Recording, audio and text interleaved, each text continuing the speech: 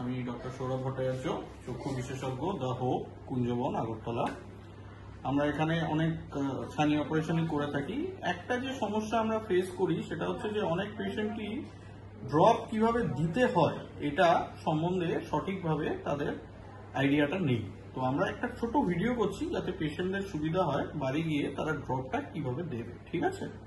তো প্রথম কথা হলো, পেশেন্টকে বসা অবস্থায় বা শোয়া অবস্থায়, যে অবস্থাতেই হোক, যেই চোখে আপনি ড্রপ দেবেন পেশেন্টের ঘাড়টা একটু উপরের দিকে করে নিচের পাতিটা টানবেন। পেশেন্টকে বলবেন একটু উপরের দিকে তাকাতে, বাবা একটু উপরের দিকে তাকাও। এবারে আমাদের সিস্টার উনি ড্রপটা উপর থেকে একটা ফোঁটা এই জায়গার মধ্যে, এই যে একটা ব্যাগের মতো জায়গা, এখানে দিয়ে দেবে। এখানে যেটা বলার উদ্দেশ্য সেটা হচ্ছে এই যে ড্রপের টিপটা, এটা যেন সবসময় পরিষ্কার থাকে, এবং এটা তখনই পরিষ্কার থাকবে যদি আপনারা এটা চোখের সাথে না ঠেকান।